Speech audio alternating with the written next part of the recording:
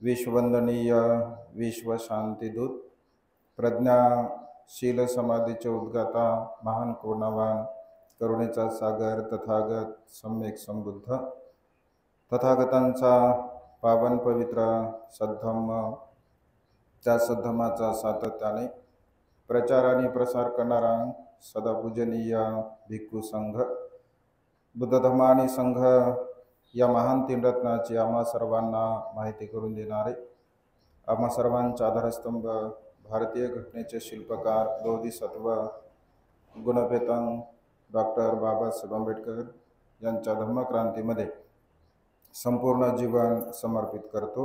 आज या मंगलमय प्रसंगी या वर्षावासाच्या पवित्र अशा कालखंडामध्ये विशाखा बुद्धविहार शांतीनगर अकोला येथे उपस्थित सर्व श्रद्धासंपन्न उपासक उपासिका आपणा सर्वांच्या प्रती अनंत अनंत मंगलकामना मंगलमैत्री भावना व्यक्त करतो।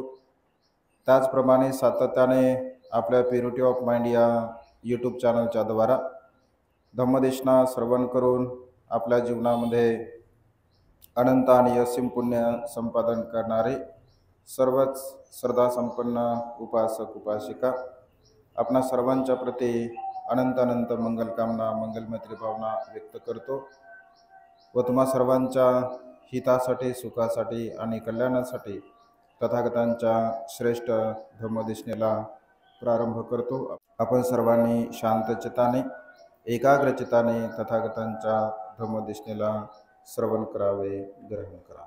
आपण बोधिसत्व डॉक्टर बाबासाहेब आंबेडकर लिखित बुद्धांत होता ना बुद्ध आणि त्यांचा धम्म या ग्रंथाचं वाचन करत असता आणि आपल्या जीवनामध्ये महान आणि असीम असं पुण्य आपण या वर्षावासाच्या पवित्र अशा कालखंडामध्ये तथागतांच्या श्रेष्ठ अशा धम्मदेशनेला श्रवण करून प्राप्त करत असता। आपणा सर्वांना सातत्याने मार्गदर्शन करणारे आमचे धम्मबंधू पूजनीय भिक्खू धम्मरक्षितजी थेरो हे सुद्धा आपणा सर्वांना मार्गदर्शन करत असतात सातत्याने। गेल्या अनेक वर्षापासून भंतेंचा आमचा परिचय आहे। बराच वेळ भंतेंनी आपल्या विहारावरती निमंत्रित करण्याचा प्रयत्न केला, परंतु तशा प्रकारचा प्रसंग तशा प्रकारचं निमित्त ठरल्या गेलं नाही आणि त्यामुळे आपल्याकडे काही येता आलं नाही। उद्या आपल्या शहरामध्ये एक दिवसाचं उपोषणशील आहे आणि त्यानिमित्ताने भंतेजी आणि आम्ही तिथे दिवसभर उद्या सकाळी 6 वाजतापासून ते संध्याकाळी 6 वाजेपर्यंत अशा प्रकारे 12 तासाचं उपोषण शिबिर त्या ठिकाणी संपन्न होणार आहे। त्यामध्ये आनापानसती विपश्यना आणि भगवंताच्या वेगवेगळ्या विषयावरती धम्मदेशना होईल। अशा प्रकारचं एकंदरीत दिवसभराचं ते शेड्यूल असेल। भोजनदानाची वगैरे व्यवस्था तिथेच संयोजकाच्या वतीने म्हणजे करण्यात आलेली आहे। श्रद्धा अबगड नावाची एक तरुण मुलगी आहे, पण तीन रत्नाच्या प्रती अत्यंत चांगल्या प्रकारची श्रद्धा तिच्या मनामध्ये आहे। परिवारसुद्धा धार्मिक आहे। आम्ही जळगावमध्ये वर्षावास करतो, तर औरंगाबाद शहरामध्ये आमचं वास्तव्य आहे, परंतु यावर्षी जळगाव येथील लोकांनी निमंत्रित केलं आणि त्यामुळे तिथे वाघनगर परिसरामध्ये धम्मस्कंद बुद्धविहारामध्ये आमचा वर्षावास आहे। तर तिथे सुगत तथागत महाविहार विशाल असं विहार आहे जळगावमध्ये।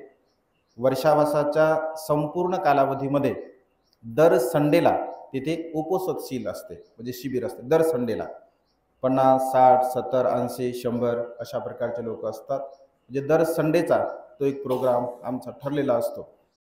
ती रोज आपल्या यूट्यूबला चॅनलला फॉलो करते आणि त्यामुळे तिला सुद्धा असं वाटलं की आपल्या शहरामध्ये सुद्धा एक शिबिर व्हावं। तशा प्रकारे श्रद्धा अबगडने विनंती केली। भंतेंना मी फोन केला, भंतेने सुद्धा म्हटले की ठीक आहे, काही हरकत नाही आणि त्यामुळे उद्याच्या शिबिराचं नियोजन आपल्या या अकोला शहरामध्ये करण्यात आलेलं आहे। या वर्षावासाच्या पवित्र अशा कालखंडामध्ये तथागतांच्या श्रेष्ठ धम्मदेशनेला श्रवण करणे आपल्या जीवनातील महान आणि असीमस पुण्यकर्म असतं. सकाळी आमच्या माता भगिनींनी भोजनदान दिलं. खरं तर देशना सकाळीच होणार होती, म्हणजे सकाळच्या सत्रामध्ये देशना होणार होती, पण भंतेजी बोलले की दुपारच्या सत्रामध्ये महिला भगिनी जास्त येतात तर अधिक त्यांना लाभ होईल, आणि त्यामुळे सकाळची देशना आपली संध्याकाळवर गेली. ॲक्च्युली आम्हाला संध्याकाळच्या देशनेसाठी आज अकोटला जायचं होतं, म्हणजे इथून आपला जे अकोट आहे तर तिथे काहीतरी प्रॉब्लेम झाले, तर त्यामुळे तिथे फार मोठा कार्यक्रम आज संध्याकाळचा होता, तर तो कार्यक्रम कॅन्सल झाल्यामुळे आपल्याकडे देशना देण्याचा योग आलेला आहे. तर बघा, भगवंताचे उपदेश तसं तुम्ही बुद्ध आणि त्यांचा धम्मग्रंथ रोज वाचन करता. भंतीजी सुद्धा तुम्हाला मार्गदर्शन करतात सातत्याने, आणि अनेक वर्षापासून तुम्ही ग्रंथाचं वाचन सुद्धा करत असता. तर भगवंताचा धम्म मानवी मनाला परिशुद्ध करण्यासाठी आहे. आपलं मन आणि मनातील जे काही विकार असतात, या सर्व प्रकारच्या विकाराला नष्ट करण्यासाठी भगवंताचा धम्म आहे. आपण विपश्यना सुद्धा करता, आनापानसती सुद्धा करता, छोटासा हॉल आपल्याकडे विपश्यनेचा सुद्धा आहे.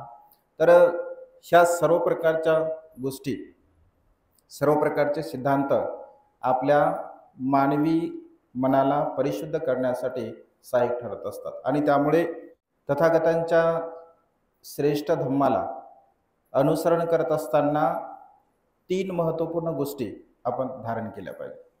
एक पहिला धम्मा आहे शील पालन करणे. सुखाचे मार्ग भगवंताने सांगितले. पहिला मार्ग आहे शील पालन, दुसरा मार्ग आहे दान पुण्य, आणि तिसरा मार्ग आहे प्रज्ञेचा अभ्यास. म्हणजे या 3 मार्गाने जो कोणता मनुष्य, कोणताही मग, केवळ बौद्धच आहे असं नाही आहे, या संसारामध्ये जीवन जगणारा प्रत्येक मनुष्य या 3 मार्गाने जर आपलं जीवन जगण्याचा प्रयत्न करत असेल तर त्याला सुखापासून कोणीही वंचित करू शकत नाही, त्याच्यापासून सुख कधीही दूर जाऊ शकत नाही. तो सातत्याने आपल्या जीवनामध्ये सुखाला प्राप्त करू शकतो. जसं तुम्ही शील ग्रहण केला, आता रोज आपण दैनंदिन जीवनामध्ये पंचशील ग्रहण करत असतो, आणि उपोषद दिनाच्या दिवशी आपण 8 शील, अष्टशील, उपोषद शील धारण करत असतो. म्हणजे पंचशील आणि अष्टशील हे दोन्ही शील आपल्या जीवनामध्ये अत्यंत महत्त्वपूर्ण असतात. ज्यांना असं वाटतं की आपण उपोषदशील धारण करावं, तर त्यांनी उपोषदशील सुद्धा धारण केलं पाहिजे. सातत्याने 4 उपोषद आपण केलेच पाहिजे. ज्यांना असं वाटतं की मी माझ्या जीवनामध्ये सुख प्राप्त केलं पाहिजे, तर त्या माता भगिनींनी 4 उपोषदशील केलेच पाहिजे. पौर्णिमा, अमावस्या आणि 2 अष्टमी हे 4 उपोषद आपण केलेच पाहिजे. वर्षावसाच्या कालावधीमध्ये तर केलेच पाहिजे, परंतु एरवी सुद्धा म्हणजे दैनंदिन जीवनामध्ये या 4 उपोषदशीलाला आपण धारण केलं पाहिजे. बघा, माता विशाखा तुमच्यासाठी आदर्श आहे. या सृष्टीमधल्या संपूर्ण माता भगिनीसाठी माता विशाखा आदर्श आहे. वयाच्या 7व्या वर्षापासून ते 120 वर्षापर्यंत माता विशाखा उपोषदशीलाचं आचरण करत असते, आणि त्यामुळे तिला 4 गोष्टींची प्राप्ती झाली होती: आयुष्य, वर्ण, सुख आणि बल. शील पालन केल्यामुळे 4 गोष्टी आपल्याला प्राप्त होत असतात. आपलं आयुष्य वाढते, आपला वर्ण सतेज होतो, आपल्याला सुख लाभते, आणि आपल्याला बल लाभत असते. म्हणजे आयुष्य, वर्ण, सुख आणि बल ह्या 4 गोष्टी उपोषदशीलाचं पालन केल्यामुळे आपल्याला प्राप्त होत असतात. दुसरा धम्म आहे आपण दान कर्म करावं. आता दान म्हटलं की आपल्याला सहज असं वाटतं की फक्त पैसे. बिलकुल नाही. दान म्हणजे पैसे बिलकुल नाही, तर आपण मनाने केलेली ती एक व्याख्या आहे. दान म्हणजे पैसा. सब्ब दानं धम्मदानं जिनाते. भगवंताने काय म्हटलं? सब्ब दानं धम्मदानं जिनाते. सर्व दानामध्ये जर श्रेष्ठ कोणतं दान असेल तर ते म्हणजे धम्माचं दान आहे. धम्मदान आहे, अमिष दान आहे, आणि अभय दान आहे. हे 3 प्रकारचे दान भगवंताने सांगितले. बघा, धम्मदान म्हणजे भिक्षू जे तुम्हाला उपदेश करतात ऐक ना, त्यांना धम्मदान असं म्हणत असतात. मग श्रद्धा संपन्न उपासक सुद्धा लोकांना जर मार्गदर्शन करत असतील, उपदेश करत असतील, तर तेही सुद्धा त्यांचं धम्मदानच होऊ शकते. परंतु सातत्याने भगवंताने 45 वर्षापर्यंत लोकांच्या हितासाठी, सुखासाठी आणि कल्याणासाठी धम्माचं दान केलं. हजारो वर्षापासून भिक्खू संघ तुमच्या हितासाठी, सुखासाठी आणि कल्याणासाठी धम्माचं दान करत असतो. आणि धम्माचं दान केल्यामुळे तुम्ही भिक्षूंना अमिष दान देता. तुम्ही भिक्षूंना अमिष दान देता. मग अमिष दान म्हणजे काय? तर तुमचं भोजन दान आहे, तुमचं अर्थदान आहे, तुमचं चिवरदान आहे, तुमचं परिष्कार दान आहे, तुमचं औषधी दान आहे, तुमचं विहाराचं दान आहे, तुमचं भिक्खू निवासाचं दान आहे. म्हणजे जेवढं काही या संसारामध्ये देण्यासारखं असते त्याला अमिष दान असं म्हणतात. म्हणजे वस्तू स्वरूपामध्ये जे आपण देत असतो त्याला अमिष दान असं म्हटलं जातं. आणि अभयदान म्हणजे दुसऱ्यांना जीवदान देणे, अभय देणे, सुरक्षा देणे. जसं मनुष्य रक्तदान करतो, ऐक नाही, मनुष्य किडनी दान करतो, लिव्हर दान करतो, डोळे दान करत असतो, तर हे दान सुद्धा अत्यंत महत्त्वपूर्ण आहे. आणि त्यामुळे दान पुण्य अर्थात त्यागाची भावना आपल्या चित्तामध्ये आपण निर्माण केली पाहिजे.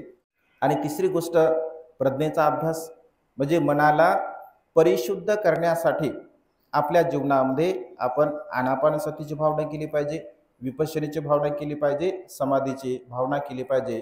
म्हणजे एकंदरीत शील, दान आणि भावना ह्या 3 गोष्टी आपल्या जीवनामध्ये अत्यंत महत्त्वपूर्ण असतात. आणि त्यामुळे सातत्याने भगवंताने 45 वर्षापर्यंत जो धम्माचा उपदेश दिलेला आहे तो मनुष्यांच्या हितासाठी, मनुष्यांच्या सुखासाठी आणि मनुष्यांच्या कल्याणासाठी भगवंताने बघा उपदेश दिला. आणि त्यामुळे आपल्याला जर असं वाटत असेल की मी सुद्धा सुखी असावं, मी सुद्धा समाधानी असावं, माझ्या जीवनामध्ये कोणत्याही प्रकारचं दुःख नसावं, अशी भावना जर आपली असेल तर आपण सुद्धा या 3 गोष्टीचं अनुसरण, या 3 गोष्टींचं आचरण आपल्या जीवनामध्ये करण्याचा प्रयत्न केला पाहिजे. आणि त्यामुळे सातत्याने अशा प्रकारचे कुशल कर्म, पुण्यकर्म आपण केले पाहिजे. तर आज या मंगलमय प्रसंगी एका गाथेच्या द्वारा तुम्हाला मी उपदेश देण्याचा प्रयत्न करतो. तर सुरुवातीला जी मी गाथा म्हटली त्या गाथेचा शब्दशः अर्थ असा आहे, जर ठोकून तुटलेल्या काशांच्या भांड्याप्रमाणे स्वतःला निशब्द ठेवू शकलात तर तुम्ही निर्वाण प्राप्त केले असे समजा.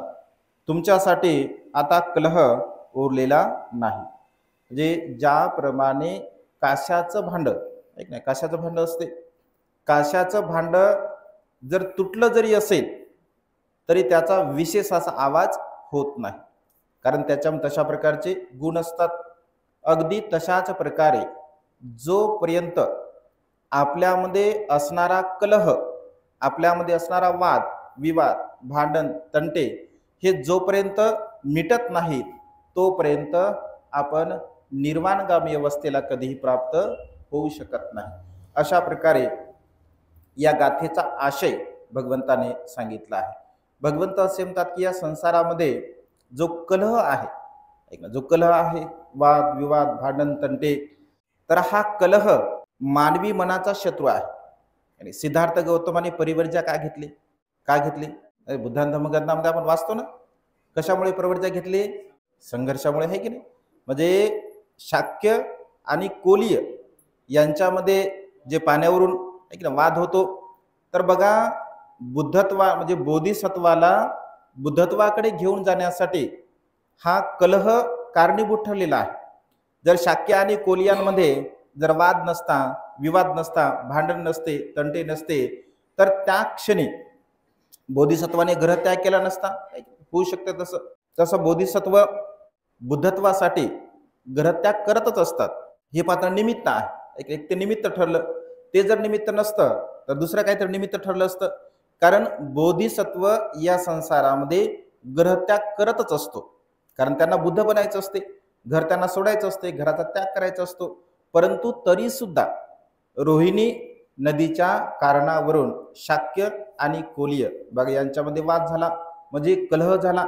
आणि सिद्धार्थ बोधिसत्व असं म्हणतात की हा जो कलह आहे, हा जो वाद आहे, हा जो विवाद आहे, हा वाद आणि विवाद दोन व्यक्तींमध्ये असतो. वादविवाद हा दोन व्यक्तीमध्ये असतो, पती पत्नीमध्ये असतो, भाऊ भावामध्ये असतो, बहिणी बहिणीमध्ये असतो, आई मुलांमध्ये असतो, शेजाऱ्या शेजाऱ्यांमध्ये असतो, नगरांमध्ये असतो, गावागावांमध्ये असतो, शहरामध्ये असतो आणि प्रांतामध्ये असतो किंवा जगामध्ये एकमेकांच्या देशामध्ये सुद्धा हा वाद असतो. म्हणजे ही जी कलहाची जी भावना आहे, तर हा जो कलह आहे म्हणजे कलहाची ही जी भावना आहे, तर ही कलहाची भावना आपल्या जीवनामध्ये म्हणजे परंपरागत अशी चालत आलेली आहे. एक ना परंपरागत वर्षानुवर्ष हा कलह मनुष्याच्या जीवनामध्ये दुःखाच्या कारणाला म्हणजे दुःख उत्पन्न होण्यासाठी हा कारणीभूत ठरत असतो. आणि म्हणून तर भगवंतांनी म्हटलं, नाही वेरे न वेराने समंतिधं कुदाचनं अवेरेनच संमती यसधमो सनंतन. या संसारामध्ये वैरत्व कधीही नष्ट होत नाही. जर वैरत्वाला नष्ट करायचं असेल तर आपण मैत्रीचा धम्म, मैत्री धम्माला सनातन धम्म असं भगवंतांनी म्हटलं आहे. या संसारामध्ये मैत्रीचा धम्म जर असेल तर मनुष्य आपल्या जीवनामध्ये सुखाला प्राप्त होत असतो. आणि त्यामुळे मैत्री धम्म हा आपल्या जीवनामध्ये अत्यंत महत्त्वपूर्ण आहे. साधना करत असताना आपण मंगलमैत्रीची भावना करतो, स्वतःच्या प्रती मंगलमैत्रीची भावना करतो, आपल्या शेजाऱ्या पाजाऱ्यांच्या प्रती मंगलमैत्रीची भावना करतो, आपल्या परिवाराच्या प्रती आपण मंगलमैत्रीची भावना करतो किंवा संपूर्ण या विश्वांच्या प्रती आपण मंगलमैत्रीची भावना केली पाहिजे असं भगवंतांनी म्हटलं आहे. कारण मैत्री भाव हा मानवी जीवनाला अत्यंत उच्च कुटीच्या अवस्थेकडे अर्थात निर्वाणगामी अवस्थेकडे घेऊन जाण्यासाठी म्हणजे सहाय्यक ठरत असतो. तर भगवंताने कधी कधी उदाहरण दिले. हा जो उपदेश आहे, हा उपदेश भगवंताने जेतवन विहारामध्ये कौंडधान नावाच्या भिक्षूंना उद्देशून दिलेला आहे. बघा, म्हणजे बहुतांश उपदेश भगवंताचे श्रावस्तीमध्ये आहेत. अनाथ पिंडकाने जे 54 करोड रुपये खर्च करून जे जेतवन विहार निर्माण केलं होतं, त्या जेतवन विहारामध्ये भगवंताने 25 वर्षावास केले. म्हणजे जेतवन जे श्रावस्तीमध्ये भगवंताने 25 वर्षावास केले. बघा, त्यापैकी 19 वर्षावास भगवंताने जेतवन विहारामध्ये केलेले आहे आणि 6 वर्षावास भगवंताने माता विशाखेने निर्माण केलेल्या विहारामध्ये दिलेले आहे. माता विशाखाने कोणतं निर्माण केलं होतं विहार? पूर्वाराम विहार. पूर्वाराम विहारामध्ये भगवंताने 6 वर्षावास केले आणि जेतवन विहारामध्ये भगवंताने 19 वर्षावास केले. अशा प्रकारे 25 वर्षावास भगवंताने एकट्या श्रावस्ती शहरामध्ये केलेले आहे. आणि त्यामुळे बहुतांश उपदेश भगवंताचे आपल्याला श्रावस्तीमध्ये पाहायला मिळत असतात. तर हा कोंडधान जे स्थवीर भिक्षू असतात हे सुद्धा श्रावस्तीमध्ये वास्तव्य करत असतात. आणि असं म्हटलं आहे, कोंडधान जे स्थवीर असतात तर जेव्हा भिक्षाटन करत असतात, कोंडधान हे जे स्थवीर असतात तर अत्यंत सिलवान असतात, गुणवान असतात, सदाचारी असतात, बुद्ध धम्म संघाच्या प्रती अनंत आणि असीमसी त्यांची श्रद्धा असते. तर असं म्हटलं आहे की ही जी कथा आहे तर त्यांच्या पूर्वकर्माच्या संदर्भामध्ये काश्यप सम्यक संबुद्धाच्या काळामध्ये अशा प्रकारची ही कथा म्हणजे सांगण्यात आलेली आहे. 2 मित्र असतात, अर्थात 2 भिक्षू असतात आणि ते 2 भिक्षू अत्यंत मैत्रीपूर्ण अशा प्रकारचं जीवन जगत असतात. म्हणजे ज्याप्रमाणे जसे सखे भाऊ कधी कधी म्हणजे अत्यंत चांगल्या प्रेमाने जीवन जगत असतात, हे भाऊ नसताना सुद्धा म्हणजे अत्यंत चांगल्या प्रकारे मित्रत्वाने जीवन जगत असतात. म्हणजे कुठेही जरी जायचं असेल, भिक्षाटनाला जरी जायचं असेल तरी सोबतच जात असतात, कुठे देशनेसाठी जरी जायचं असेल तरी सोबत जात असतात, दुसऱ्या गावामध्ये भिक्षाटन करण्यासाठी जायचं असेल तरी सोबत जात असतात, कुठे एखाद्या विहारामध्ये जर राहण्यासाठी जायचं असेल तरी सुद्धा ते सोबत राहत असतात. म्हणजे एवढं त्यांचं मित्रत्व असं घनिष्ठ असते की एकमेकांच्या वाचून कुठल्याही प्रकारचं कार्य ते करत नाही. व्यवहारामध्ये सुद्धा आपण बघतो बघा, कधी कधी आपल्या मित्र मैत्रिणी सुद्धा तशा प्रकारचे असतात की कोणतंही जर कार्य करायचं असेल, कारण भगवंत असे म्हणते कल्याण मित्र आपल्या जीवनामध्ये बघा अत्यंत महत्त्वपूर्ण आहे. ज्या मनुष्यांच्या जीवनामध्ये कल्याण मित्र असतो तर त्या मनुष्याची अधोगती कधीही होत नसते. कल्याण मित्र ज्या मनुष्यांच्या जीवनामध्ये नाही तर त्या मनुष्याची कधीही अधोगती होऊ शकते. आणि त्यामुळे कल्याण मित्र आपल्या जीवनामध्ये असणं अत्यंत गरजेचं आहे. जो आपल्याला चांगल्या प्रकारचा मार्ग सांगेल, जो कुशल मार्ग सांगेल, योग्य मार्ग सांगेल, शिलाचा, सदाचाराचा, नीतिमत्तेचा मार्ग सांगेल, अशा प्रकारचा कल्याण मित्र आपल्या जीवनामध्ये असला पाहिजे. आणि भिक्खू संघापेक्षा कल्याण मित्र या संसारामध्ये दुसरा कोण आहे? दुसरा कोणीही असू शकत नाही. बुद्धासारखा कल्याण मित्र या संसारामध्ये दुसरा कोणताही असू शकत नाही. धम्मासारखा कल्याण मित्र या संसारामध्ये दुसरा कोणताही असू शकत नाही. आणि त्यामुळे जर आपल्याला चांगल्या प्रकारचा मित्र जर लाभला नसेल तर भगवंत असे म्हणतात की धम्माला आपला कल्याण मित्र समजून आपण जीवन जगण्याचा प्रयत्न केला पाहिजे. ज्या मनुष्यांच्या सोबत धम्म आहे तर तो मनुष्य आपल्या जीवनामध्ये कधीही अपयशी होऊ शकत नाही. आपल्या जीवनामध्ये त्याची अधोगती कधी होऊ शकत नाही, कारण धम्म आपल्या सोबत आहे. धम्म आपल्या सोबत जर असेल तर कितीही मोठं संकट आपल्यावरती जर आलं असेल तरी सुद्धा मनुष्य आपलं जीवन सुखपूर्वक जगू शकतो. पटाचारासारखी स्त्री, किसा गौतमी सारखी स्त्री किंवा अन्य प्रकारच्या असंख्य स्त्रिया, उपासक, उपासिका, भिक्षू, भिक्षुणी, त्यांच्या जीवनामध्ये धम्माची साथ मिळाली. धम्म त्यांचा कल्याण मित्र ठरला आणि पूर्णपणे त्याने दुःखमुक्त अवस्था म्हणजे प्राप्त केली. आणि त्यामुळे कल्याण मित्रत्व आपल्या जीवनामध्ये असणं अत्यंत गरजेचं आहे.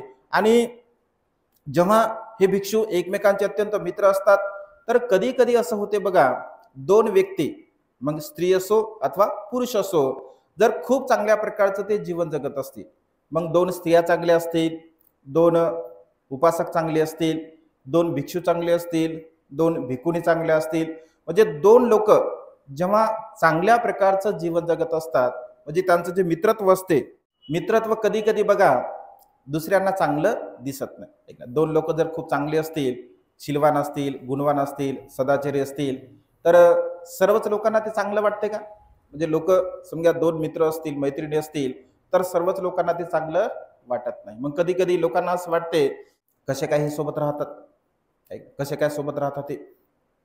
कारण भगवंत म्हणतात बघा, जोपर्यंत आपले संस्कार एकत्र येत नाही, म्हणजे दोन व्यक्तींचे समान संस्कार जर सारखे असतील तर ते लोक सोबत असतात.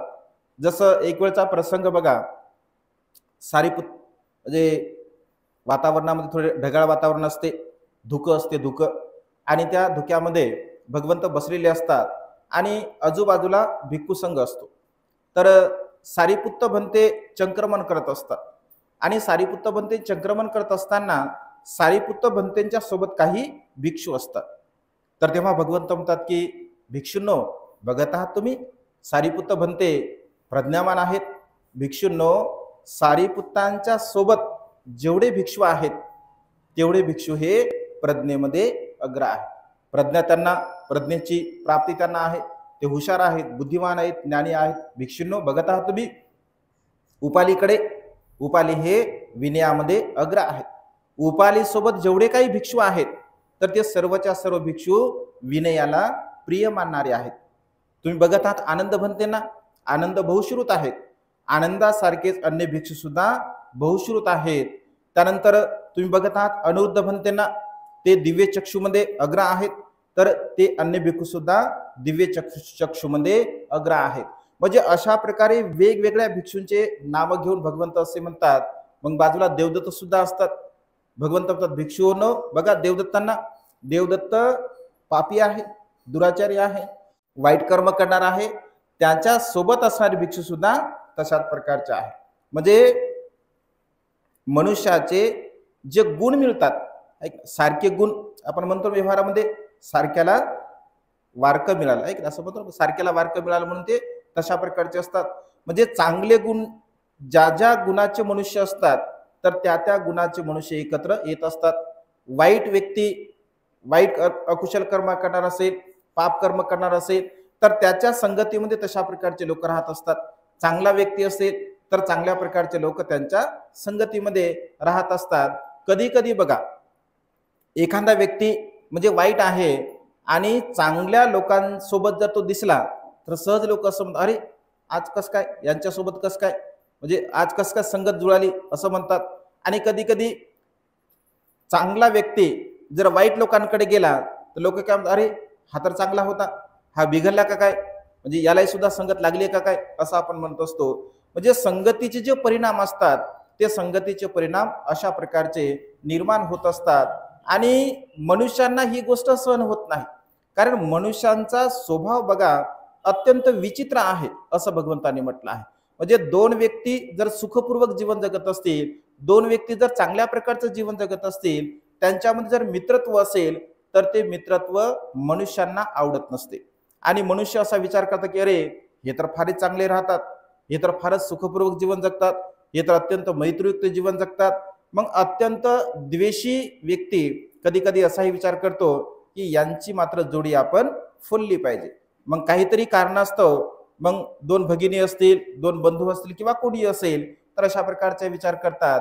भगवंत असे म्हणतात की असा विचार म्हणजे हा जो विचार आहे हा विचार फक्त मनुष्यामध्येच उत्पन्न होतो असं नाही आहे, तर कधी कधी हा विचार अकुशल कर्म करणारी एखादी देवता जरी असेल तरी सुद्धा त्यांच्या मनामध्ये सुद्धा उत्पन्न होत असतो. आणि अशाच प्रकारे बघा हे दोन भिक्षू जे अत्यंत चांगल्या प्रकारचे असतात, शीलवान असतात, गुणवान असतात, सदाचारी असतात, अत्यंत चांगल्या प्रकारे त्यांचं मित्रत्व असते, तर एका देवतेच्या मनामध्ये सहज विचार उत्पन्न होतो. सहज तिला असं वाटतं हे तर फारच म्हणजे एकत्र राहतात, चला आपण यांचं दोघांची फूट पाडूया. आणि असा विचार करत असताना जेव्हा विनय कर्म असते तर विनय कर्मासाठी हे दोघेही भिक्षू जात असतात. मग दोघेही विनय कर्मासाठी जात असताना ती देवता एका स्त्रीचं रूप धारण करत असते, तिच्यामध्ये तशा प्रकारचं बल असते, एका स्त्रीचं रूप ते धारण करत असते. आणि त्या एका भिक्षूला ती दिसत असते, दुसऱ्या भिक्षूला काही ती दिसत नाही. आणि ती सुंदर असते, अत्यंत रूपवान असते. रूपवान त्या स्त्रीला पाहिल्यानंतर त्या भिक्षूंच्या मनामध्ये क्षणभर असा विचार येतो, अरे कोण स्त्री आपल्या पाठीमागे येत आहे. आणि तो भिक्षू दुसऱ्या भिक्षूला सांगतो की मी म्हणजे थोडस बाहेर जात आहे, शौच करण्यासाठी जात आहे. तर तो म्हणतो ठीक आहे मी बाहेर थांबतो. आणि ती स्त्री पुन्हा त्या भिक्षूंना दिसत असते, जो की दुसरा असतो. आणि दुसऱ्यांना दिसत असते, त्याच्या पाठीपाठी ती येत असते. जो पहिला भिक्षू आहे त्याला मात्र ती दिसत नाही, फक्त यालाच दिसत असते, कारण तिने तशा प्रकारे ठरवलं असते तर याला दिसत असते. तर जो दुसरा भिक्षू असतो, पहिला भिक्षू दुसऱ्या भिक्षूंना विचारतो की अरे ती जी स्त्री तुझ्या पाठीमागे आहे ती कोण आहे, तू त्या स्त्रीच्या पाठीमागे, कारण त्याला बराच वेळ होतो, तो बोलत असतो त्या स्त्री सोबत, तर ती कोण कोण आहे तुझ्या पाठीमागे स्त्री आहे. तर तो म्हणतो कोणीच नाही, कारण याला माहितच नसते याच्या पाठीमागे ती असते. तो म्हणतो नाही नाही असं कसं, मी जर तुझ्या पाठीमागे आता एक स्त्री सुंदर स्त्री बघितली. तो म्हणतो नाही मला तर काही माहितच नाही. आणि तो मग त्यांच्यामध्ये थोडासा वादविवाद होतो, कारण पहिला जो बोलत आहे तो काय खोटं बोलतो का नाही, त्याने तिला पाहिलं, त्या स्त्रीला त्याने बघितलं. दुसरा सुद्धा खोटं बोलत नाही, कारण त्याने त्या स्त्रीला पाहिलंच नाही, ती तिच्या पाठीमागं असते. आणि अशा पद्धतीने बघा तो पहिला म्हणतो मी पाहिलं, दुसरा म्हणतो मी पाहिलंच नाही, मला माहितच नाही. आणि अशा पद्धतीने दोघांमध्ये गैरसमज निर्माण होतो. पहिल्याला असं वाटतं की मी तर खरं बोलत आहे कारण मी माझ्या डोळ्यांनी बघितलं, दुसऱ्यांना असं वाटते मी तर मला माहित नाही, मी तर काय बघितलंच नाही आणि हा माझ्यावरती मिथ्या आरोप करत आहे, चुकीचा आरोप करत आहे. तर कारण तो त्यांना बोलतो तू काय शीलभ्रष्ट केलं का, तू अकुशल कर्म केला का, पाप कर्म केलं का, तुला उशीर कसा काय झाला, अशा प्रकारे तो बोलत असतो. तो म्हणतो मी काहीच केलं नाही, मला काहीच माहिती नाही आहे. आणि अशा पद्धतीने ती देवता तिथून अदृश्य होत असते. तिला जे काही काम करायचं असतं ते काम ती करून जात असते. यांच्यामध्ये मात्र वाद होतो, विवाद होतो एकमेकांच्या प्रती. बघा किती छोटीशी गोष्ट आहे. भगवंत असे म्हणतात की क्लेश उत्पन्न होण्यासाठी, वाद उत्पन्न होण्यासाठी, भांडण उत्पन्न होण्यासाठी फार मोठं कारण लागत नाही. भांडण करण्यासाठी फार कारण लागत नाही.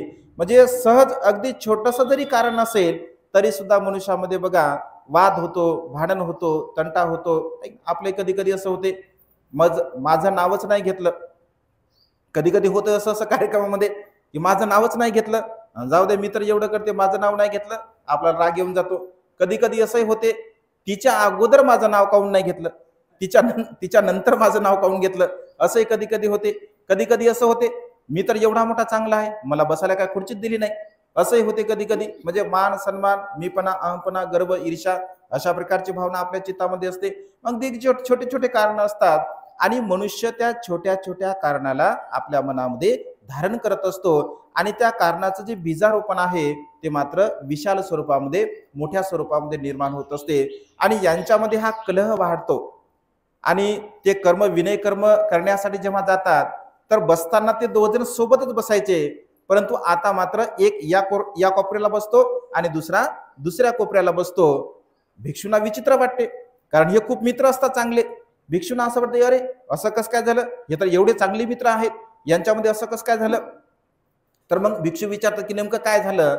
तर पहिला भिक्षू सगळं इतर भिक्षूंना सांगत असतो, तो दुसरा सुद्धा सांगतो की असं काही घडलेलं नाही. मग भिक्षू त्यांना समजावून सांगत असतात, भिक्षू समजावून सांगतात की तुम्ही असं करू नका, पण ते काही मात्र ऐकत नाही. कारण एकमेकांच्या प्रती बघा वैरत्वाची भावना निर्माण झाली, ज्यांच्यामध्ये जे चांगलं भाव होता तो भाव पूर्णपणे नष्ट झाला आणि सोबत जाताना सुद्धा ते वेगळ्या दिशेने जात असतात. पुन्हा असं म्हटलं आहे की असं कर्म करता करता नंतर त्यांना भगवंत सुद्धा समजून सांगतात, परंतु त्यांची काही मानसिकता तशा प्रकारची नसते आणि दोघंही चांगल्या प्रकारचं कुशल कर्म करतात, पुण्यकर्म करतात, परंतु भिन्न भिन्न करत असतात, वेगवेगळं करत असतात. ध्यान मनन चिंतन करतात आणि दुःखमुक्त होतात, मृत्यूला प्राप्त होतात. मृत्यूला प्राप्त झाल्यानंतर असं म्हटलंय की ते देवता गती अवस्थेला प्राप्त होत असतात. इकडे ही जी देवता आहे असं म्हटलं आहे की अनंत काळापर्यंत, कारण तिला सुद्धा पश्चाताप होतो जेव्हा ती नंतर पाहते, अरे एवढे मोठे चांगले दोन मित्र होते, मी एक छोटंसं कर्म केलं. ती देवता सुद्धा समजून सांग त्यांना की मी तुमच्यामध्ये फूट पाडण्यासाठी अशा प्रकारचं कर्म केलं. वास्तविक पाहता असं कुठलंही कर्म घडलेलं नाही आहे, मी केवळ फूट पडावी तुमच्यामध्ये, तुमचं वैरत्व व्हावं, तुमचं मित्रत्व मला सहन झालं नाही आहे, म्हणून मी अशा प्रकारचं कर्म केलं, असं ती बोलत असते. परंतु ते दोघंही काही एकमेकांचं ऐकत नाहीत. त्या देवतेला मात्र खूप पश्चाताप होतो आणि असं म्हटलं आहे ती अनंत काळापर्यंत नरक गतीच्या अवस्थेला प्राप्त होत असते. बघा किती छोटंसं कर्म आहे, कारण भगवंत असे म्हणतात की कर्म मनुष्याच्या जीवनामध्ये अगदी छोटंसं जरी असेल तरी सुद्धा त्याचे परिणाम आपल्याला भोगावे लागत असतात. कर्म मोठं जरी असेल तरी सुद्धा त्याचे परिणाम आपल्याला भोगावे लागत असतात. कारण कर्म करताना मनुष्य विचार करत नाही, हे कर्म वाईट आहे, अकुशल आहे, पाप कर्म आहे. कर्म करताना मनुष्य सहज करत असतो, परंतु त्याचे परिणाम जेव्हा मनुष्याला येतात तेव्हा मात्र अत्यंत दुःखद परिणाम त्याचे भोगावे लागत असतात. कर्माचं रिसायकल होत असते, ते असं फिरत असते, तर आपल्याला दिसत नाही. तर छोटंसं उदाहरण तुम्हाला समजण्यासाठी, कर्म कसे असतात बघा समजण्यासाठी. एकदा एक व्यक्ती रस्त्याने चालत असताना एका झाडाला एक आंबा बघतो आणि तो आंबा चांगल्या प्रकारचा असतो. त्याला सहज असं वाटतं की डोळ्याने तो आंबा बघतो, आपण आंबा खावा अशी त्याच्या मनामध्ये इच्छा उत्पन्न होते आणि तो आंबा बघतो. कशाने बघण्याचं कोण काम करते? डोळे काम करतात. डोळ्याने बघितला ना त्याने आंबा, डोळ्याने आंबा बघितला. पण डोळ्याने आंबा जर बघितला असेल तर डोळे काय आंबा तोडू शकतात का? नाही. मग त्या आंब्यापर्यंत कोण गेलं? पाय गेले चालत आंब्यापर्यंत, आहे की नाही? आंब्यापर्यंत पाय गेले चालत. आता काय पाय तोडणार आहे का आंबा? आंबा कोणी तोडला? आंबा तोडला हाताने. आता हाताने आंबा तोडला, हात काय खाणार आहे का आंबा? खाल्ला कोणी? तोंडाने खाल्ला आंबा. आंबा तोंडाने खाल्ला, गेला कुठं? पोटामध्ये गेला. तेवढ्या क्षणामध्ये ज्यांचा आंबा असतो त्यानं पाहिलं, कारण याने चोरून घेतलेला असतो. क्षणामध्ये त्याला राग येतो आणि रागाच्या भारामध्ये तो मारतो. कुठे मारतो? पाठीवरती मारतो. पाठीवरती मारल्याबरोबर त्याला वेदना होतात आणि तो अश्रू गाळतो. अश्रू कुठून येतात? डोळ्यातून. आंबा कोणी पाहिला होता? डोळ्याने आंबा पाहिला होता ना. शेवटी कोणाला परिणाम भोगावला? डोळ्यांना.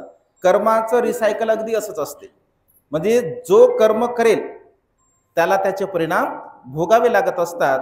आणि त्यामुळे भगवंत असे म्हणते की तुम्ही जर वाणीचे कर्म केले, वाणीचे आपण खोटं बोललो, निंदानास्ती केली, चहाडी चुगली केली, व्यर्थ बडबड केलं, तर त्याचे परिणाम आपल्याला भोगावे लागत असतात. आपण शरीराने जर कर्म केलं, प्राण्यांची हिंसा केली, चोरी केलं, व्यभिचार केला, तर त्याचे परिणाम आपल्याला भोगावे लागतात. आपण आपल्या मनाने राग, द्वेष, लोभ, मोह, मीपणा, अहमपणा अशा प्रकारचा विचार उत्पन्न केला तर त्याचेही परिणाम आपल्याला भोगावे लागत असतात. म्हणजे ज्या आवयाने आपले कर्म केले तशा प्रकारचे परिणाम त्याला भोगावे लागत असतात. आणि त्यामुळे कर्म हे अत्यंत महत्वपूर्ण आहे. त्या देवीला सुद्धा, त्या देवतेला सुद्धा आपल्या कर्माचा पश्चाताप झाला, परंतु पश्चाताप होऊन काय उपयोग आहे? कारण एकदा आपण बीजारोपण केलं, बीज लावलं, ते उगवणार म्हणजे उगवणार, हा निसर्गाचा नियम आहे. आणि ती सुद्धा अनंत काळापर्यंत अविची नरकामध्ये पडते, मृत्यूला प्राप्त होते. आणि मृत्यूला प्राप्त झाल्यानंतर असं म्हटलं आहे, पुन्हा सम्यक संबुद्धांच्या काळामध्ये एका मनुष्य रूपामध्ये पुन्हा ती जन्म ग्रहण करत असते. जन्म ग्रहण केल्यानंतर मग पुण्य असते तर भिक्षू बनतो, उपसंपन्न होतो. आणि भिक्षू बनत असताना जेव्हा जेव्हा भिक्षाटनकडे जात असे, म्हणजे आता ही देवता, हिचं पूर्वकर्म सांगितलं आहे, भिक्षू बनते, तर भिक्षाटन करण्यासाठी जात असताना त्याच्या पाठीमागे एक स्त्री चालताना इतर लोकांना दिसत असते, त्याला काही ते दिसत नाही. आणि तो भिक्षाटन करत असतो. मग भिक्षाटन करताना भिक्षू बघतात की अरे याच्या पाठीपाठी एक स्त्री येत आहे, म्हणजे निवासापर्यंत येत असते आणि पुन्हा अदृश्य होत असते. भिक्षू सांगतात की तू कोण्या स्त्रीला घेऊन फिरत आहेत, पाठीपाठी तुझ्या स्त्री येत आहे. तर तो म्हणतो मला तर काही माहित नाही, माझ्या पाठीमागे याला माहीतच नसते. असे अनेक वेळा. मग ही गोष्ट भिक्षूंना आवडत नाही. भिक्षू म्हणतात की असं बरोबर नाही हे कर्म करणं तुझं. तो म्हणतो मला तर काही माहित नाही. भिक्षू म्हणतात की तू खोटं बोलत आहे, कारण तुझ्या पाठीमागे आम्ही स्त्री जाताना बघितलेली आहे. पुन्हा ही गोष्ट जेव्हा ते अनाथपिंडकाला सांगतात की बघा याच्या पाठीपाठे भिक्षुनी येत असते, अनाथपिंडक सुद्धा बघतात, परंतु त्यांना काहीतरी विशेष वाटते, त्याच्यामुळे ते फारसं काय लक्ष देत नाहीत. भिक्षू म्हणतात की यांना तुम्ही विहारातून काढून द्या, हाकलून द्या. तर अनाथपिंडक सुद्धा बघतो, पण जेव्हा निवासामध्ये ते जात असतात तर स्त्री ती गायब होत असते. पुन्हा भिक्षाटन करण्यासाठी जातात तेव्हा ती स्त्री तिच्या पाठीपाठी येत असते. म्हणजे स्त्रीची एक सावली, एक आकृती ज्याला आपण म्हणतो, तर ती येत असते. पुन्हा विशाखेला सुद्धा तशा प्रकारे सांगितलं जातं. विशाखा सुद्धा त्यांना विहारातून काही काढून देत नाही, मग ते म्हणतात की भिक्षू म्हणतात यांना काढून द्या, कारण अशा प्रकारे कर्म करतात. पुन्हा ही गोष्ट राजा प्रसिद्धाला सांगतात की राजा प्रसिद्ध यांच्या पाठीमागे एक स्त्री सुद्धा येत असते. आणि राजा प्रसिद्ध सुद्धा बघतो की यांच्या पाठीमागे एक स्त्री येत आहे. पण हे जेव्हा निवासामध्ये जातात तर तेव्हा स्त्री ती गायब होते. पुन्हा जेव्हा ती निवासाच्या बाहेर येतात तर त्या स्त्रीची प्रतिकृती त्यांना दिसत असते. म्हणजे अशा प्रकारे ते सगळ्यांना दिसत असते, परंतु ते पुन्हा गायब होत असते. तेव्हा राजा विचार करतो की हे काहीतरी विशेष असलं पाहिजे, काहीतरी वेगळं असलं पाहिजे. तेव्हा ते म्हणतात की म्हणते तुम्ही भिक्षाटनाला काही जाऊ नका, कारण भिक्षाटनाला तुम्ही जेव्हा जेव्हा जाता तेव्हा तेव्हा या स्त्रीचं प्रतिकृती तुमच्या पाठीमागे येत असते. आणि त्यामुळे तुमच्या प्रती लोकांची जी भावना आहे, तर लोकांच्या मनात तुमच्या प्रती अकुशल भाव उत्पन्न होत आहे, वाईट भाव उत्पन्न होत आहे, आणि हे मात्र काही चांगलं नाही आहे. तर तुम्ही माझ्या घरी रोज भोजनासाठी या, तुमची मी व्यवस्था करतो, तुम्ही अन्य ठिकाणी कुठेही भिक्षाटनाला जाऊ नका. त्या इतर भिक्षूंना असं वाटते की अरे आम्ही तर याला चिवर काढण्यासाठी सांगत होतो राजांना, राजांनी तर यांची व्यवस्था केली. मग त्यांना तसं वाईट वाटते. पुन्हा ही गोष्ट भगवंताकडे येत असते आणि भगवंताला सुद्धा सांगतात. राजा सांगतो, भिक्षू सांगतात, तर भगवंत असे म्हणतात की भिक्षूंनो, त्याच्या पाठीमागे जी स्त्रीची प्रतिकृती येत असते तर ती प्रतिकृती कुठल्याही प्रकारची स्त्री नसून त्याने केलेले जे कुशल कर्म आहे त्या कुशल कर्माचा तो परिणाम आहे. कारण हे दोन भिक्षू, मग पूर्वकर्म सांगतात भगवंत, त्या दोन भिक्षूंना फुटण्यासाठी, त्या दोन भिक्षूंमध्ये वादविवाद करण्यासाठी, उत्पन्न करण्यासाठी हिने अशा प्रकारचं कर्म केलं. आणि त्यामुळे त्याच्या कर्माचा परिणाम स्वरूप याच्या पाठीमागे सुद्धा ही अशा प्रकारची स्त्रीची प्रतिकृती त्यांना दिसत असते. परिणामतः ती स्त्री वगैरे काहीही नाही आहे. तर याने केलेला जो अकुशल कर्माचा परिणाम आहे, त्या अकुशल कर्माचा परिणाम, विपाक त्यांना तशा प्रकारे भोगावा लागला. मग भगवंत त्यांना उपदेश करत असतात की मनुष्याच्या जीवनामध्ये अशा प्रकारचे वैरत्वाची जी भावना आहे, कारण छोटे मोठं वैरत्व असते, अगदी छोटीशी गोष्ट होते, परंतु अनंत काळापर्यंत नरक गतीला सुद्धा तिने ते दुःख भोगलं. पुन्हा मनुष्यभूमीमध्ये आली, तर मनुष्यभूमीमध्ये आल्यानंतर सुद्धा बदनामीला त्यांना समोर जावं लागलं. अनेक लोकांनी त्यांना बदनाम केलं, भिक्षूंनी त्यांना बदनाम केलं, आणि त्याचा जो विपाक आहे तर तो विपाक त्यांना प्राप्त झाला.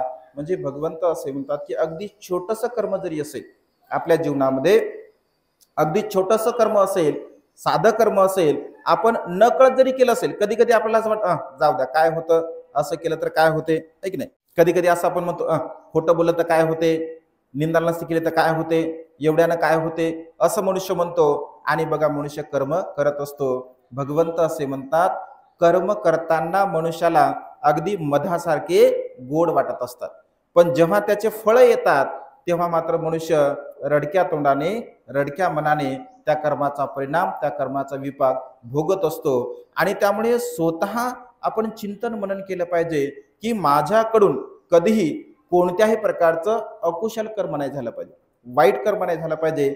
माझ्या कायेच्या द्वारा, माझ्या वाचेच्या द्वारा, माझ्या मनाच्या द्वारा मी कोणत्याही प्रकारचं अकुशल कर्म केलं नाही पाहिजे. अशा प्रकारची भावना आपण सातत्याने निर्माण केली पाहिजे. कारण बघा कर्माचा विपाक, कर्माचा परिणाम या संसारामध्ये कुणालाही सुटल्या जात नाही. मग ते सर्वसामान्य उपासक असो, उपासिका असो, भिक्षू असो, भिक्षुणी असो किंवा सम्यक संबुद्ध असो, कोणालाही सुटल्या जात नाही. आणि त्यामुळे कर्म हे आपले वारस असतात. कर्म हे आपले वारस असतात. आपली संपत्ती आपले वारस नसतात. ऐक ना, आपण जरी विचार करत असेल की माझी संपत्ती माझे वारस आहे, माझे माता पिता माझे वारस आहे, माझे बहीण भाऊ माझे वारस आहे, माझे अपतिष्ट नातेवाईक नातेबंधू माझे वारस आहे, असा आपण विचार करतो. परंतु वास्तविक पाहता कोणीही कोणाचं या संसारामध्ये नाही. आत्ताही अतनो नाथो कोई नाथो परोशिया. या संसारामध्ये कोणीच कोणाचा मालक नाही. भगवंत असे म्हणतात आपण स्वतः स्वतःचे मालक असतो. आणि स्वतः स्वतःचे मालक असल्या कारणाने जर आपण स्वतःला स्वतःचे मालक जर समजत असेल, कारण मनुष्याचे जीवन नश्वर आहे, क्षणभंगुर आहे, परिवर्तनशील आहे, केव्हा कधी कुठे काय होईल आणि कधी मनुष्य मृत्यूला प्राप्त होईल हे काय आपण सांगू शकत नाही. अगदी पाण्याच्या बुडबुड्याप्रमाणे आपलं जीवन आहे.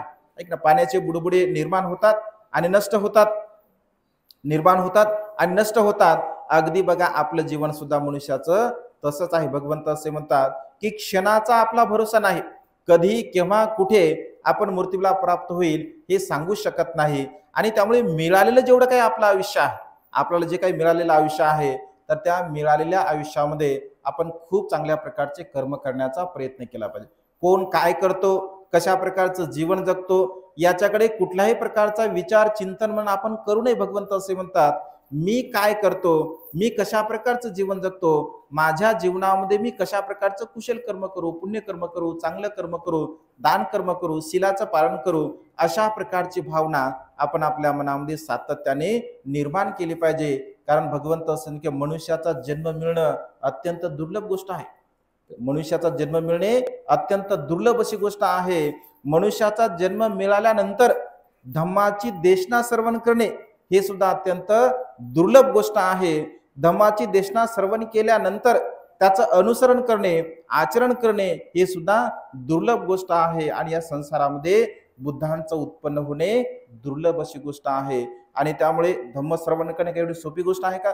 बघा सरांनी एवढी मोठी अलाउन्सिंग केली, ऐक नाही भंतेजी आले, उपासकांनो या धम्मदेशना श्रवण करण्यासाठी. काय तुमच्या कोणतं नगर आहे? शांतता आहे ना? शांतता आहे की नाही? शांतीनगरमध्ये शांतता आहे ना? शांतीनगरमध्ये काही एवढेच उपासक आहे का? असंख्य उपासक असतील.